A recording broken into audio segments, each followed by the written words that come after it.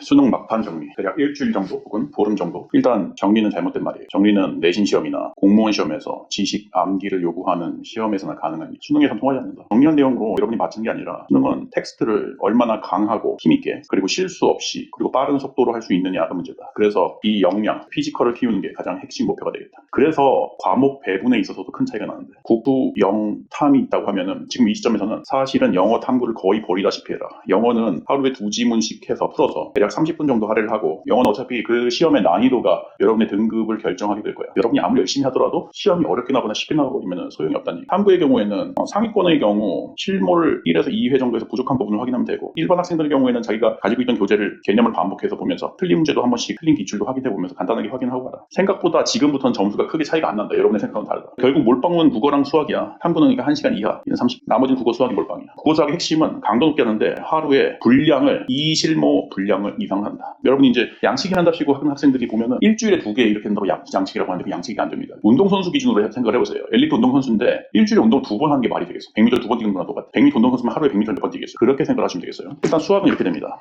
2등급 이상의 경우에는 이 실모를 실제로 풀면 되겠습니다. 근데 그 주의할 게 국어든 수학이든 사설 실모의 경우에는 대략 상위권에서도 8점에서 10점 정도 뚝 떨어진다고 생각을 해야 돼. 그거 어차피 점수 8점에서 10점 떨어져도 똑같은 건데 그거 막 망쳤다고 멘탈 나고 이러면 안 된다는 얘기야. 연습용이다 생각하고 점수에 상관없이 공부를 한다. 3등급은 뭘 해야 되냐면은 4점 중에서 준킬러를 해라. 기출에서 해, 기출에서. 왜냐면은 3등급 이하는 기출을 풀어도 새로운 연습 효과가 있어. 제대로 못 풀 거야. 절반 이상 못 풀어. 그래서 준킬러를 하는데 준킬러가 1회 기출에서 대략 4개에서 6개 정도 나오는 준킬러를 해. 그래서 계속 풀어봐, 계속. 이걸 마치 실무처럼 연습을 계속 해보세요. 이러다가 조금 쉬워진다면 실제로 이 학생들처럼 이렇게 가면 되겠죠. 4등급 학생의 경우에는 역시 3점짜리를 하지 말고 4점짜리를 하는데 쉬운 4점, 그러니까 일반 4점짜리를 해라. 여기까지는 기출을 실제로 풀어라. 여기는 사설이고 여기는 기출을 실제로 푸는 거야. 여기 사설이고. 그 다음에 5등급 이하의 경우에는 3점에서 어려운 거랑 쉬운 4점을 어떻게 하냐면은 얘는 풀 수가 없어요. 여기에는 사실은 4등급 하위권도 포함이 돼. 풀 수 없어가지고 어떻게 하냐면 해설지 보고 마치 개념 공부하듯이 계속 반복하면서 공부를 해. 여기서 기출할 때는 보통 대략 3개년치 정도를 일단 먼저 하고 그 다음에 1개년 더 추가하고 또 1개년 추가하고 이런 방식으로 가는데 아마 4, 5등급 이하에서는 더 추가하기 힘들 거고 3개년치를 계속 반복을 해서 한다. 절대 쉬운 문제를 풀지 않는다. 오해하시는 게 쉬운 문제에서 실수 나오는 거는 쉬운 문제로 해결하는 게 아니라 어려운 문제를 많이 풀고 연습을 많이 해서 피지컬이 올라가면 쉬운 문제가 자연히 해결되는 거야. 국어도 똑같습니다. 국어도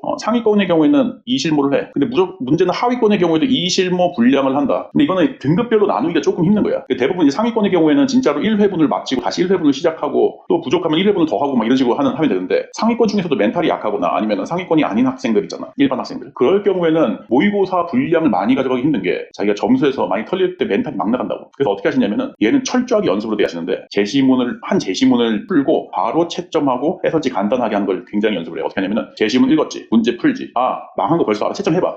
이거 버려. 다시 제시문 읽고 문제 풀어봐. 망한 거 알지? 버려. 제시문 읽다가 망한 거 같잖아. 그거 버려. 계속 버려. 그러다가 어째 한번 제대로 되는 경우 있어. 이 느낌 계속 살려. 안 되고 이 느낌 계속 살려. 중요한 건 뭐냐면은 실무에서 이 내용을 확실히 알아가는 거. 이 시점에서는 크게 점수랑은 효율적인 방법이 아니다. 어떻게 하냐면 내가 머릿속에 얼마나 제시문을 완벽하게 담고 문제를 접근하느냐. 제시문을 완벽하게 담고 문제 접근하느냐. 언제 내가 제시문을 완벽하게 담았느냐를 전략적으로 계속 확인해. 연습을 많이 가져가서 실무를 해도 되고 학습지를 해도 되고 그리고 심지어 기출을 연습을 안 했다면 기출을 해도 돼. 근데 이제 내가 실무를 하는 이유가 수능 국어는 가장 큰 특징이 내가 처음 보는 새로운 제시문이 나온다는 거야. 근데 기출 공부를 많이 한 사람이 기출로 연습을 할 경우에는 실제 수능에 가서 크게 망하는 경우가 있어. 그래서 무조건 자기가 느끼기에 새로운 제시문처럼 느껴지는 것. 즉 기출을 공부 안 한 사람들의 경우에는 기출을 중심으로 하고 아닌 경우 기출이 제대로 된 경우에는 실무를 해서 좀 점수가 떨어지더라도 연습을 굉장히 많이 가져가. 이렇게 1일 2실무 이상을 연습하는 사람 중에 망하는 경우는 거의 없고 이상하게 자기 실력을 뛰어넘어서 점수가 확 오르는 경우가 상당히 많다. 이상입니다.